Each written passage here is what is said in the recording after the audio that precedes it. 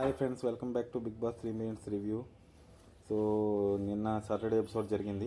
So అందులో main first Friday రోజు ఒక చపాతీ ఇష్యూ జరిగింది. చపాతీ ఇష్యూ ఆయిషాకి, దివ్యాకి జరిగింది. సో దివ్య నాకు కుకింగ్ నేర్పలేదని ఆయిషా కోప్పడింది. సో ఆయిషా ఏం చెప్పిందంటే, నాకు ఎందుకు నేర్పట్లేదు అడిగింది. దివ్య ఏమందంటే, ఒకవేళ ఏదైనా ఇష్యూ అయితే అందరూ నా మీద పడిపోతారు, అది ఫుడ్కి సంబంధించింది, అందుకే నేర్పలేదు అది ఇది అంది.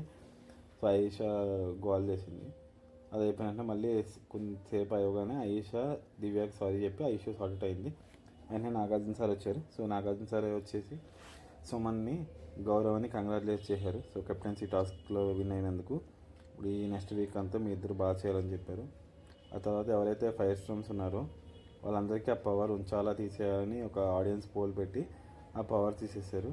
ఫస్ట్ దువ్వాడ మాధురి గారికి వచ్చేలకి దివ్య, సంజన.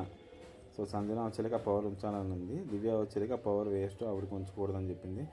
సో దువ్వాడ మాధురి గారికి ఆ పవర్ తీసేశారు. ఆ పవర్ తీసేసిన వెంటనే దువ్వాడ మాధురికి, దివ్యకి జరిగిన ఇష్యూ గురించి మాట్లాడారు.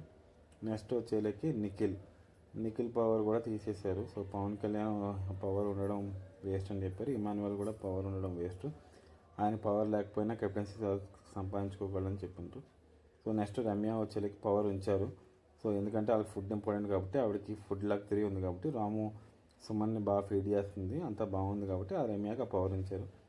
నెక్స్ట్ సాయి శ్రీనివాస్కి పవర్ అనేది ఉంచారు. బర్నీ, దివ్య వద్ద పవర్, ఆయన కెప్టెన్సీ టాస్క్ అనేది, ఎలిమినేషన్ టాస్క్ అనేది సంపాదించుకోవాలి అని చెప్తే సాయి శ్రీనివాస్కి కూడా పవర్ ఉంచారు.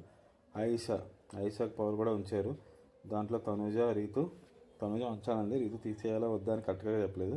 సో ఆయిషా పవర్ కూడా ఉంచారు. సో ఫైనల్గా ఆయిషా పవర్ కూడా ఉంది. సో కొన్ని వీడియోస్ ప్లే చేశారు. అది రీతు చౌదరికి, దమాన్ పవన్కి ఒక వీడియో ప్లే చేశారు.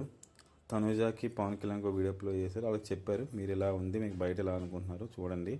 సో ఎవరికి ఒపీనియన్స్ పెట్టుకోకండి, ఏ రిలేషన్షిప్ ఎలా పోర్ట్రేట్ అవుతుందో ఒకసారి చూసుకోమని చెప్పారు.